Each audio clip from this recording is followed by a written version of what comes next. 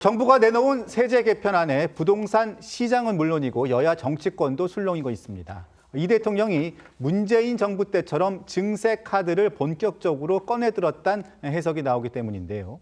올해 초까지만 해도 세금은 핵폭탄이라며 최후의 수단이라고 했던 이 대통령은 지난달 있었던 부동산 대토론회에선 입장을 바꿔서 보유세 인상을 예고하기도 했습니다. 시간이 갈수록 변화된 이 대통령의 발언부터 이어서 들어보겠습니다. 이번에 대출 규제는 맛배기 정도에 불과하죠. 부동산 관련된 정책이 많아요. 예를 들면 수요 억제책, 공급 확대책. 지금으로서는 세제를 통해서 부동산 정책을 하는 것은 깊이 고려하고 있지는 않습니다. 세금은 핵폭탄 같은 거죠. 전쟁으로 치면 함부로 쓰면 안 되는데 최고의 수단으로 반드시 써서라도 해야 되면 써야 되는 거죠. 보유세를 강화해야 된다. 이건 사실 대체적으로 동의하는 거예요. 그럼 어느 범위에서 강화할 거냐, 어느 정도 강화할 거냐, 어떤 차등을 둘 거냐, 사실 이런 게 중요하거든요. 지금 들으신 것처럼, 보신 것처럼 이재명 대통령은 취임 직후만 해도 이 수요 억제책이나 또 공급 확대책 등을 예로 들며 이 정부 정책을 통한 부동산 가격 안정에 자신감을 보였습니다. 올해 초만 해도 이 세금을 통해 집값을 잡는 것엔 회의적인 듯한 모습을 보였습니다. 하지만 이 세제 개편안 발표를 앞두고 이 세제로 집값을 잡는 게 아니라 이 조세 정상화를 하려는 것이라며 보유세 인상을 예고하는 쪽으로 발언 기조가 바뀌었고요. 어제 실제로 발표된 이 세제 개편안 역시 보유세와 양도소득세 둘 다 강화하는 쪽으로 나왔는데요. 일각에서는 앞서 세 차례에 걸쳐 내놓은 이 부동산 정책이 이렇다 할 효과를 내지 못한 상황에서 결국 세금을 만질 수밖에 없었을 것이라는 해석을 내놓기도 했습니다. 세제 개편안 논란과 관련해 이 대통령은 오늘 오전 국무회의에서 더 좋은 제안이 있는지 듣고 있지만 한 번 결정을 하고 나면 이랬다 저랬다 해서는 안 된다며 이번 세제 개편안을 밀어붙이겠다는 의지를 보였는데요. 여기에 실질적으로 이재명 정부의 경제 컨트롤 타워 역할을 하는 김용범 청와대 정책실장 역시 부동산 세제와 관련해 말이 바뀌었다는 지적이 나오고 있죠. 그렇습니다. 이 김용범 실장은 지난해 9월만 해도요. 이 부동산 세제를 고민할 상황은 당분간 없을 것이다라고 했다가 바로 다음 달, 그러니까 약 한 달여 만에 보유세가 낮은 건 사실이다. 이 부동산 세제를 진지하게 고민할 필요가 있다라고 했습니다. 그 발언들 먼저 들어보시겠습니다. 지난번에 발표한 강력한 수요 대책, 이번에 효과적인 공급 대책이면 부동산 세제를 고민해야 될 상황은 당분간 일어나지 않을 걸로 그렇게 봅니다. 세제 문제도 고민해야 됩니다. 보유세가 낮은 거는 분명한 사실이고 취득, 보유, 양도 이런 이 3대 이런 측면에서 지방세까지 포함해서 진지하게 고민해야 돼요. 국민의힘은 세금을 핵폭탄이라고 했던 이 대통령의 과거 발언을 꺼내들면서 결국 핵폭탄을 국민에게 투하했다고 날선 비판을 쏟아내고 있죠. 네, 이 장동혁 대표는요. 정부 세제 개편안이 발표된 직후 SNS를 통해서 이 대통령이 귀국하자마자 세금 폭탄을 던졌다. 뿌린 돈을 다시 걷어가는 조세 강탈이다. 이렇게 직격을 했습니다. 국회 재정경제기획위 간사인 배준영 의원과 박성훈 당 수석 대변인 등도 공개적으로 비판 목소리를 냈습니다. 들어보시겠습니다.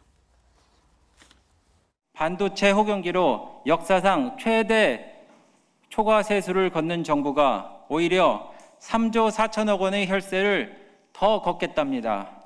한마디로 닥치고 세금입니다. 대통령께서 잘못 알고 계십니다. 시장 이기는 정부 없고 국민 이기는 정부 없습니다. 세금 감면 안 해주고 정부가 더 걷어서 나눠주면서 인심 쓰고 표를 사겠다는 제스처, 이 이상 이하도 아니다.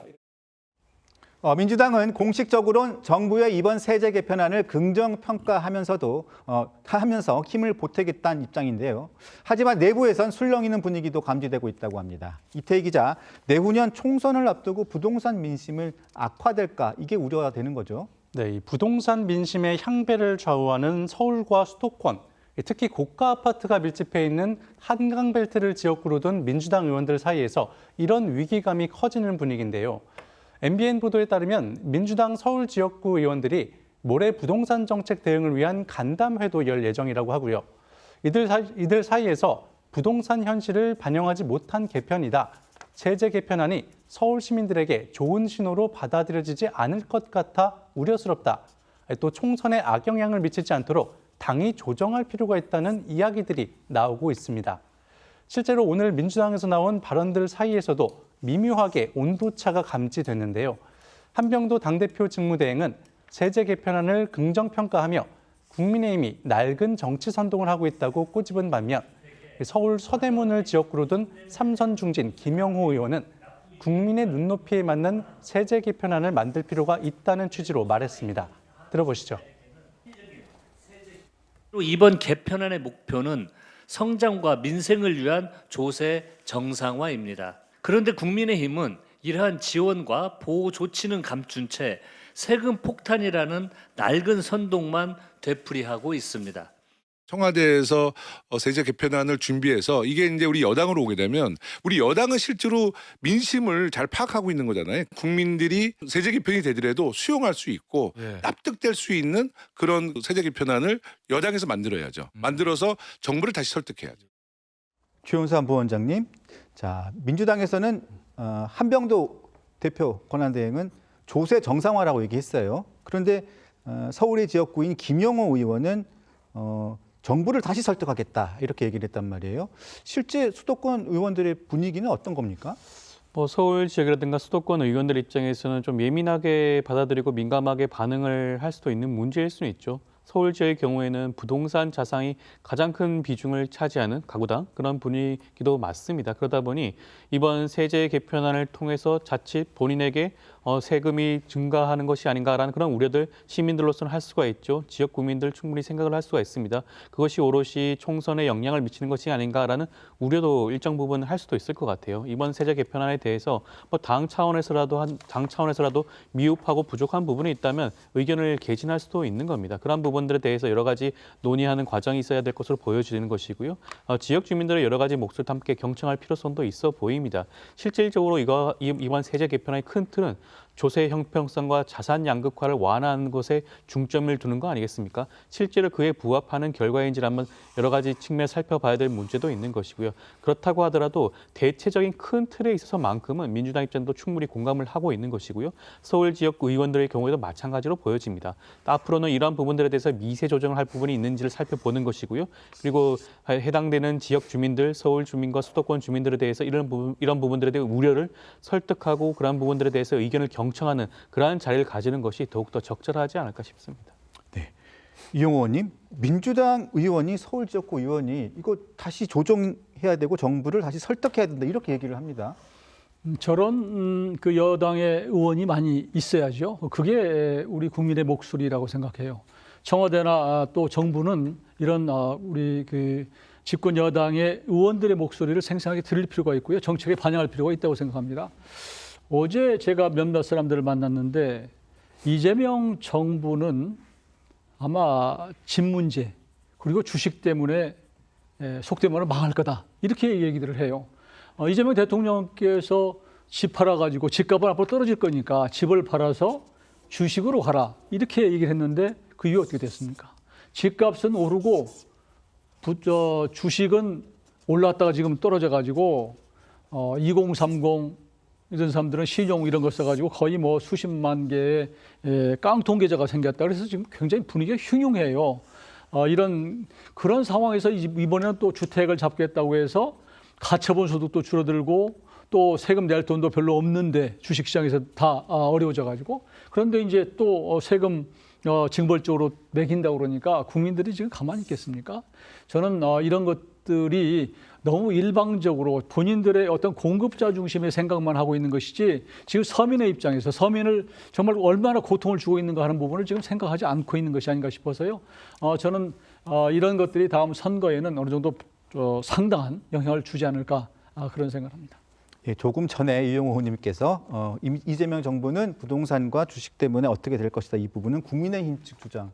아니 그게 아니고 제가 이제 사적으로 얘기를 했는데 그런 어떤 분이 그런 얘기를 하는데 좀 과한 표현이긴 하지만 굉장히 어려워질 것이다라고 하는 현장의 생생한 목소리를 전하는 겁니다. 네, 알겠습니다.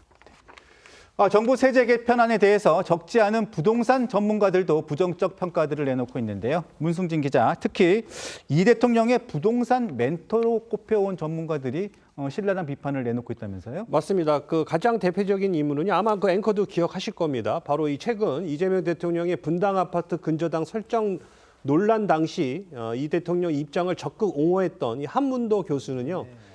늘어난 세금 부담이 전월세가에 반영될 경우 정책 부담이 고가주택 소유주가 아닌 이 무주택 수요자에게 돌아갈 수 있다고 지적했고요. 또 이 대통령의 대표적인 민간 부동산 책사로 불려온 이 최상옥 커넥티드 그라운드 대표 역시 서울 임차료 폭등을 맞닥뜨리게 될 것이라면서 부동산 역풍이 크게 불 것이다. 지방은 죽이고 서울만 살리려는 세력이 세제실에 있다는 괴상까지 든다면서 이 비판 수위를 높였습니다. 상당수의 부동산 전문가들은 정부의 이번 세제 개편안이 실질적으로 부동산 시장을 안정화시키는데 큰 효과를 발휘하지 못할 것으로 보고 있는데요. 이루라 기자, 그렇게 보는 가장 큰 이유가 어떤 겁니까? 사실 뭐 여러 개가 있을 것 같은데 앞서 이제 말씀하신 것처럼 세 부담이 세입자에게 전가될 우려도 있을 것이고 또 앞서 정부가 이 집값 억제를 위해서 내놓은 그런 규제, 뭐 예를 들어서 토지거래 허가제 이런 것 때문에 사실상 거래가 쉽지 않을 것이다 이런 우려도 많습니다. 먼저 정부 세제 개편안의 핵심만 좀 간단히 정리를 해보자면요. 똘똘한 한 채라도 고가 주택 소유자거나 비거주자의 경우 이 세 부담을 늘린다 이렇게 요약을 할 수 있겠습니다. 실거주 1주택자의 종합부동산세 부담을 완화하는 대신에 비거주자의 경우에는 9억 원만 넘어도 종부세를 내야 합니다. 이 고가주택 소유자의 경우에는 실거주와 상관없이 세 부담이 또 늘어나게 됩니다. 이렇게 될 경우 앞서도 이제 짚어드린 대로 늘어난 세 부담이 결과적으로 이 전월세자에게 전가될 가능성이 일단 있고요. 또 이 전월세 폭등으로 이어지면서 그 피해가 고스란히 무주택자나 뭐 서민들, 젊은 신혼 부부 등에게 전가가 될 수 있다는 겁니다. 여기에 정부는 매물을 유도하기 위해 고가주택을 가진 고령층이나 다주택자에 한시적으로 세부담을 완화해주는 방안도 포함했습니다. 이 역시 전문가들은 절세 매물이 나온다고 해도 대출 규제 때문에 실제 거래로까지 이어지기는 쉽지 않을 거라고 지적하고 있습니다. 결국 절세 매물을 받아내는 건 역시 무주택자들이 아니라 막대한 현금을 가지고 있는 또 다른 부유층이 될 가능성이 크다는 겁니다. 여기에 부동산 안정화의 핵심으로 꼽히는 구체적인 공급 대책이 빠져 있는 점도 문제로 지적되고 있는데요. 앞서 오세훈 서울시장은 닥치고 공급이라면서 이재명 정부 부동산 정책을 비판하기도 했는데요. 들어보겠습니다. 공급보다는 수요 억제 중심에서 공급 중심으로 정책 기조를 대전환해야 합니다. 정부의 결단을 기다리는 동안에도 서울의 삽은 멈추지 않습니다. 서울시가 먼저 할 수 있는 것은 먼저 하겠습니다. 정부는 문만 열어주십시오. 이 일에는 여와 야가 없습니다. 이런 상황을 인식해서인지 이재명 대통령은 어제 해외 순방에서 돌아오자마자 이 부동산 시장을 점검하는 회의를 무려 7시간 30분에 걸쳐 주재했고요. 이 자리에서 신속한 주택 공급을 강조했습니다. 지난달 부동산 토론회에서도 이 재건축이나 또 재개발의 부정적 시각을 드러낸 과는 사뭇 달라진 입장입니다. 다만 일각에서는 너무 늦었다라는 평가도 나오고 있습니다. 이 대통령 집권 1년간 서울 집값이 11%나 뛰며 역대 정부 중 최고치를 찍은 상황에서 이 공급 의지를 너무 늦게 밝힌 것 아니냐 이런 지적이 나오고 있는 건데요. 또 이 구체적인 공급 방안은 여전히 뚜렷하게 제시되지 않고 있어서 실현 가능성에도 의문이 제기가 됩니다. 관련해 구윤철 부총리 겸 재정경제부 장관은요, 어제 한 방송과의 인터뷰에서 그린벨트를 해제하거나 또는 군시설을 활용하는 등의 최대한 공급 대책을 마련 중이다. 조만간 국민 여러분들께 보고 드릴 수 있을 것이다 라고만 밝혔습니다. 네, 이용호 의원님, 정부의 세제 개편안에 대해서 전문가들의 의견이 갈립니다. 근데 전문가들이 좀 평가가 박한 부분도 있고요. 전체적으로 뭐가 가장 큰 문제라고 보십니까? 그러니까 공급 대책 없이 그냥 세제, 징벌적 세제만 갖고 계속 집값을 잡을 수는 없다. 그래서 결국은 정부가 시장을 이길 수는 없다. 이게 이제 핵심인 것 같고요. 지금 결국은 징벌적 그 과세를 해도 세금을 먹여도 결국은 집 주인들이 그것을 세입자들한테 결국은 전가할 수밖에 없는 것이다. 그리고 돈이 아주 많은 사람들은 그거 감당하고 몇 년 지나서 또 저 제도가 바뀔 텐데 그때까지 버티자 이런 움직임도 있을 수 있고요. 그래서 이번 저는 그 정부의 대책이 좀 실효성을 가지려면 우선 좀 집을 팔고 살 수 있도록 퇴로를 우선은 열어둘 필요가 있을 것 같아요. 우선은 토지거래 허가제도 조금 완화할 필요가 있고요. 또 하나는 그 대출도 좀 완화해주고 이런 거. 그다음에 거래를 수월하게 할 수 있도록 취등록세도 좀 완화해주고 이런 것들은 조치가 좀 함께 해줘야 되는데 이런 거 없이 무조건 가진 사람 징벌적으로 세금 때리는 것 갖고는 좀 어렵다는 말씀을 드리고요. 대통령도 직접 경험했지 않습니까? 본인이 집을 팔라고 막사 했더니 사는 사람도 어렵고 파는 사람도 어려워서 근저당까지 이제 설정하고 파는 이런 것들을 좀 이번 대책에 좀 반영을 했어야 되는데 이런 아쉬움이 있다 저는 말씀을 드립니다. 우리 조영선 부원장님 장단점 아니면 뭐 잘된 점 어떻게 보십니까? 이번 세제 개편안은 어떻게 보면 조세 형평성이라든가 자산 양극화 완화라는 그런 정책의 뚜렷한 목표를 가지고 행한 정책의 방향성이라고 할 수가 있겠죠. 저는 그 방향성은 맞다고 봅니다. 네. 그렇지만 세금으로 부동산 시장을 잡는다, 부동산 시장을 안정화시킨다라는 것은 아니죠. 이것은 어떻게 보면 끝이 아니라 시작이라고 할 수가 있는 겁니다. 앞서 여러 전문가들이 지적했던 우려되는 부분, 전세 임차인들에게 여러 가지 그런 부분들이 전가되는 것이 아니냐, 아니면 새로운 매수자를 찾기가 어려운 거 아니냐, 그런 부분들에 대해서 꼼꼼한 후속 대책이라든가 그런 조치 사항들이 마련이 되어야겠죠. 이런 부분들을 함께 살펴봐야 될 필요성도 있는 것이고요. 공급 대책도 지금 함께 나오진 않았지만 충분히 검토를 하고 있는 것으로 보여집니다. 앞서도 이재명 대통령께서 7시간 30분 동안 부동산 관련 회의를 주재하면서 신속한 주택 공급을 당부한 거 아니겠습니까? 아마 이 부분에 대해서 충분히 생각을 하고 있을 것으로 보여지는 것이고요. 이번 세제 개편안과 함께 주택 공급안과 함께 더불어 생각을 해봤을 때 이번 부동산 시장 대책에 대한 정부의 평가가 오롯이 나올 수가 있지 않을까 싶습니다.